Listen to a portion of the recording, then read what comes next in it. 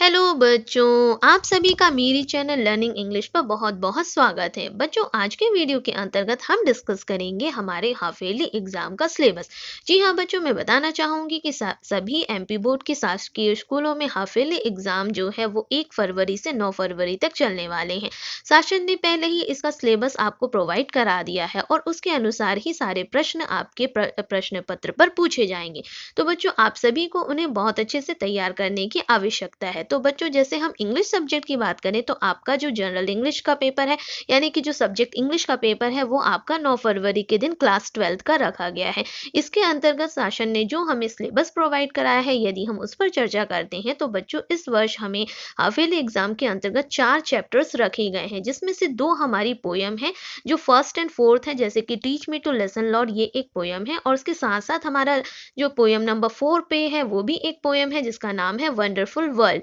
और 2 हमें साथ ही साथ स्टोरी रखी गई है, जिसमें हम यदि देखें तो अ friend who came from the sky और उसके बाद है अ फादर्स लेटर। तो बच्चों, यदि आप देखेंगे तो ये 1 से लेके 4 तक सारे आपको लेसन्स को बहुत अच्छे से तैयार करना है, क्योंकि इसके अंतर्गत सारे आपके सब्जेक्टिव क्वेश्चंस पूछे जाएंगे। अब बच्चों, यदि हम ऑब्जेक्टिव की बात करें तो ग्रामेटिकल टॉपिक पर जो क्वेश्चंस बनेंगे ऑब्जेक्टिव फॉर्म पर पूछे जाएंगे, जिसके अंतर्गत आपको डिटर्मिनर्स रखा गया है। डिटर्मिनर्स के अंतर्गत जितने भी जो छोटे छोटे वर्ड्स होते हैं ग्रामेटिकल, जैसे कि आपका सम का यूज, एनी का यूज, मच का यूज, मैनी का यूज, लिटिल का यूज, फ्यू का यूज, इस तरह के छोटे छोटे वर्ड्स जो हैं उनके सेंटेंसेस फॉर्म पर, ऑब्जेक्टिव फॉर्म पर आपसे इससे क्वेश्चन पूछे जाएंगे।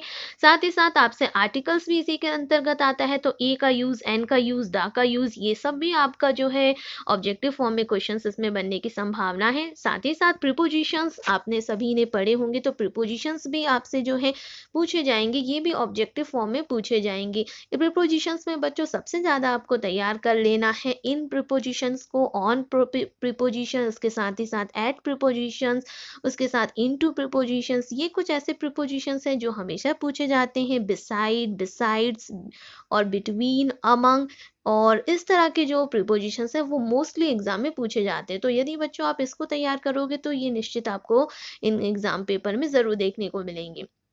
सब्जेक्टिव की बात करें तो सब्जेक्टिव सब्जेक्टिव के अंतर्गत जितने भी क्वेश्चन आंसर्स हैं, जैसे कि लेसन नंबर 1 से लेकर 4 तक में जो आपके पाठ्य पुस्तिका में जितने भी प्रश्न उत्तर दिए गए हैं, और उन्हें आपको बहुत अच्छे से तैयार करने की आवश्यकता है, क्योंकि सब्जेक्टिव क्वेश्चंस उसी से आपसे पूछे जाएंगे।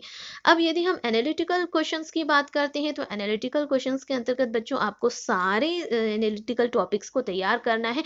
परंतु इसके अंतर्गत आपको जो हाफ ईयरली एग्जाम के लिए सिलेबस प्रोवाइड कराया गया है, उसमें आपको अनसीन पैसेज आपसे पूछा जाएगा। अनसीन पैसेज के आधार पर आपसे क्वेश्चंस पूछे जाएंगे और उसमें से आपको सारे क्वेश्चंस जो है सॉल्व करने होंगे। और इसी के साथ साथ यदि हम देखें तो एनालिटिकल के अंतर्गत नोट मेकिंग रखा गया है, जिसके आधार आधार पर भी एक पैसेज आएगा और उसके आधार पर आपको जो है अपनी नोट मेकिंग तैयार करनी होगी। और साथ ही साथ एनालिटिकल के अंतर्गत आपको एडवर्टाइजमेंट का टॉपिक रखा गया है। किसी भी टॉपिक पर आपसे एडवर्टाइजमेंट करने के लिए या उसको तैयार करने के लिए कहा जा सकता है, और साथ ही साथ आपको नोटिस भी तैयार करना है।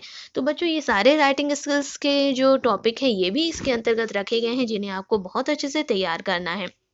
बच्चों, पेपर आपका इसमें कम सिलेबस दिखाया भले ही जा रहा है, परंतु आपको सारे कंटेंट तैयार करने हैं, क्योंकि आपका जो सिलेबस है जिस प्रकार से उसमें सब्जेक्टिव, ऑब्जेक्टिव, ये सारे क्वेश्चंस रखे गए हैं, तो इस हिसाब से ही आपका पूरा पेपर डिज़ाइन किया जाएगा। ऑब्जेक्टिव में आपसे सारे ऑब्जेक्टिव फॉर्म पे क्वेश्चंस पूछे जाएंगे।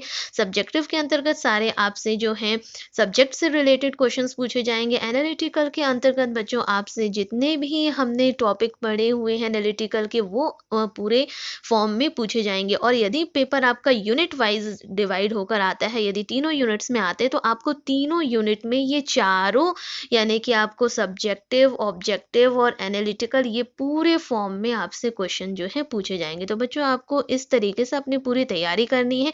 सबसे ज़्यादा फोकस आपको जो है राइटिंग स्किल्स यानी कि एनालिटिकल पर करना है। उसके बाद आपको तैयार करना है आपका जो सब्जेक्टिव क्वेश्चन आंसर्स हैं, और सब्जेक्टिव के अंतर्गत आपसे पोएम के एक्सट्रैक्ट और पोएम की समरी, ये सारी चीज़ें भी पूछी जा सकती हैं। तो ये सारे टॉपिक्स को आपको बहुत अच्छे से तैयार कर लेना है, क्योंकि पेपर आपका जो है ओवरऑल इसमें से ही इंक्लूड करके सारी चीज़ें आपके सामने पेपर के अंतर्गत पूछी जाएंगी। तो बच्चों, इन सभी टॉपिक को आप बहुत अच्छे से तैयार करें ताकि आपको पेपर में कोई भी दिक्कत ना जाए और पेपर आपका बहुत अच्छा जाए। तो बच्चों, इस वीडियो में इतना ही। मैं उम्मीद करती हूँ कि ये जानकारी आपके लिए बहुत ही हेल्पफुल रहेगी। तो मिलते हैं नेक्स्ट वीडियो में, तब तक के लिए थैंक यू।